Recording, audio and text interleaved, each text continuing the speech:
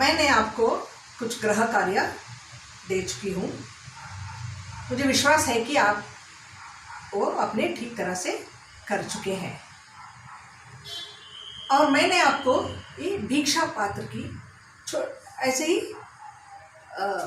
कहानी समझाई थी, और आज इस कहानी को और भी अच्छी तरह समझाना चाहती हूँ। लेकिन इस कहानी को समझाने से पहले पाठ में आए हुए शब्द अर्थ मैं आपको दिखाना चाहती हूँ।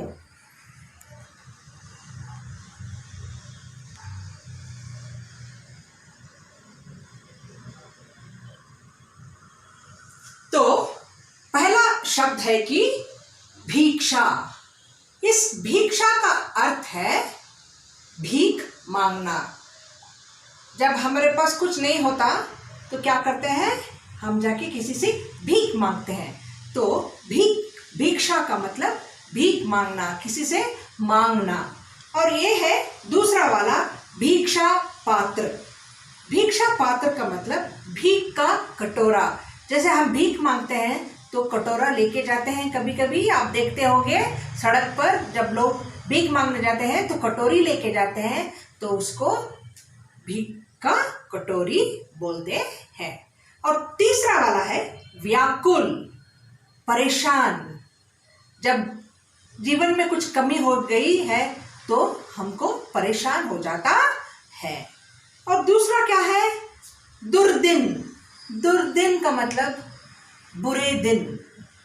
जिंदगी में जब कठिनाइयाँ आती है तो बुरे दिन भी हो जाते हैं। उन दिनों को हम बुरे दिन कहते हैं। और ये है नम्र।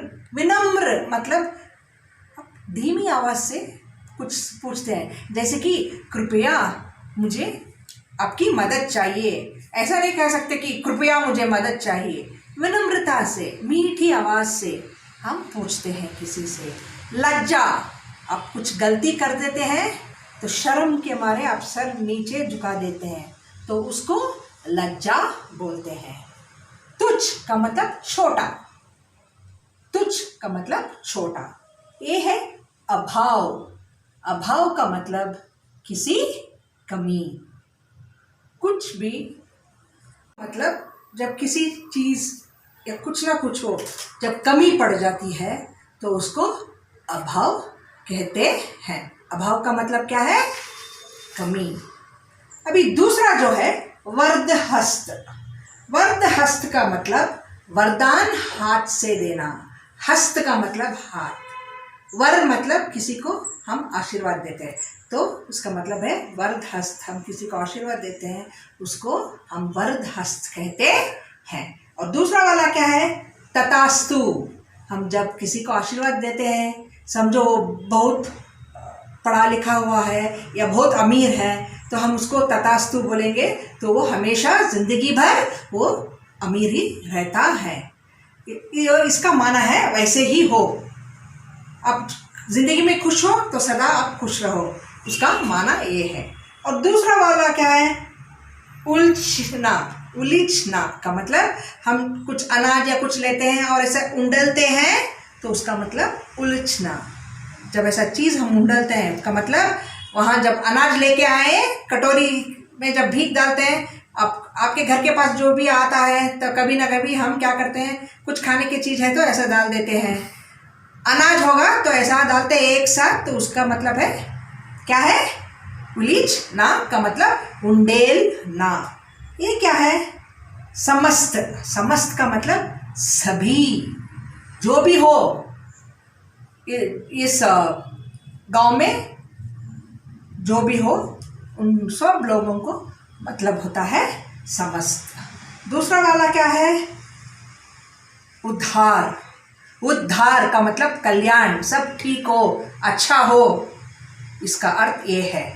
और कृपा दृष्टि, दया बर नजर। कृपा का मतलब विनम्रता से, अच्छी नजर। कभी कभी किसी का नजर बुरा हो जाता है तो बोलते हैं ये ठीक नहीं है, इसको कुछ ना कुछ बुरा होना चाहिए, तो गलत बात है। ये इसका उल्टा अर्थ, कभी अच्छा रहे, ये अच्छी तरह रहे, खुश रहे, इसको हम बोलते हैं दया भर दृष्टि। बुरी दृष्टि नहीं, दया भर दृष्टि। ये शब्द अर्थ आपको एक एक करके समझा चुकी हूँ। मैं पिछले बार भी आपको कहानी बताई कि भिक्षा पात्र की कहानी क्या है, और मैं दोबारा समझाती हूँ। आप पहला इस चित्र को देखिए। पिछली बार भी मैंने इस चित्र को बताया था, आप दोबारा मैं बता रही हूँ, आप इसको ध्यान से देखिए। ये एक गांव की कहानी है जहाँ 2-3 वर्ष से बारिश की कमी थी, एक बूंद की पानी भी नहीं थी और ज़मीन सूख गया था। लोग बहुत व्याकुल थे, बेचैन थे, क्योंकि उनको खाने के लिए खाना नहीं और पीने के लिए ठीक से पानी भी नहीं है। सब पक्षी की आवाज़ भी धीमी हो गई है क्योंकि उनके लिए खाना नहीं है। ज़मीन फूटने लगा है और ऐसा था कि दिन बहुत बुरे दिन थे, मतलब खुशी के दिन नहीं, बहुत दुख के दिन थे। तो क्या हुआ, ये देखकर बुद्धा सह नहीं पाए, मतलब उनको ऐसे ही बैठना अच्छा नहीं लगा। तो वहाँ के जो भी प्रजा, जो बड़े लोग हैं, वहाँ के बड़े लोग और जो भी उस गांव के लोग हैं, उनको बुलाकर विनम्रता से पूछते हैं कि क्या आपके पास कुछ अनाज है। तो देखो, ऐसे हैं लोग जिनके पास होते हुए भी नहीं बोलते हैं, ये तो बहुत बुरी बात है।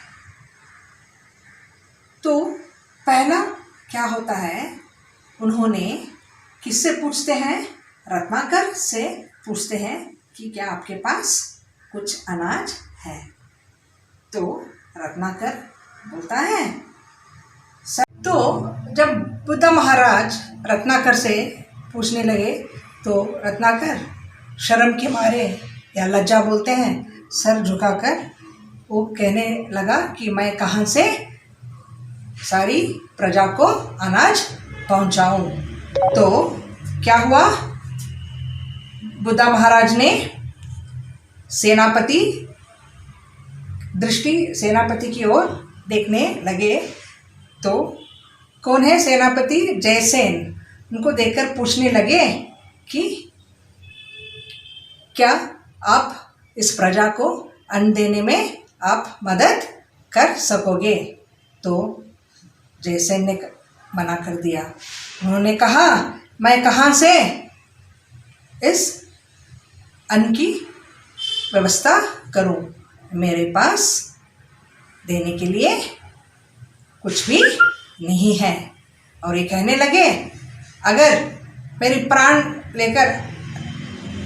देने के लिए मैं पल भर में तैयार हूँ, मतलब एक ही क्षण में मैं प्राण देने को तैयार हूँ, अगर अनाज मेरे पास नहीं है। तो आखिर में क्या होता है, उन्होंने धर्मपाल से पूछते हैं कि धर्मपाल इस गांव की प्रजा को मदद कर सके। तो धर्मपाल ने कहने लगे, महाराज मेरे पास अन्न नहीं है, जो बीज बोने के लिए रखा था वही अनाज लेकर मेरे परिवार को आधा पेट भर रहा हूँ। मेरे पास अनाज नहीं है, मैं तो सरकार को कर तक नहीं बांधा। ये कहकर चुप हो जाता है और एक दूसरे का मुंह देखने लगते हैं, ऐसा देखते हैं, ऐसा देखते हैं, आपस में देखकर ऐसे ही रहते हैं। तो बुद्ध महाराज प्रिय शिष्य अनाथ पीड़ित की बेटी सुप्रिया आकर कहती है, इस छोटा सा नियम या कर्तव्य मैं पालन करूंगी, महाराज मैं पालन करूंगी। तो सब देखकर, उस लड़की को देखकर हंसने लगे, उस लड़की को देखकर हंसने लगे। वो सोच रहे थे कि क्या एक औरत क्या कर सकती है। उनको ये नहीं पता है कि औरत में कितना शक्ति है। ये सब एक दूसरे को देखकर हंसने लगे और उनका मजाक करने लगे। तो ये बेचारी कुछ नहीं कहने लगी, ये सिर्फ दुखी थी क्योंकि सब प्रजा भूखे थे। और कहने लगी, महाराज मैं आपका आज्ञा पालन करूंगी।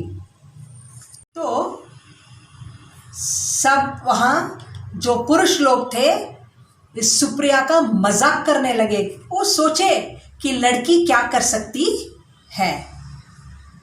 तो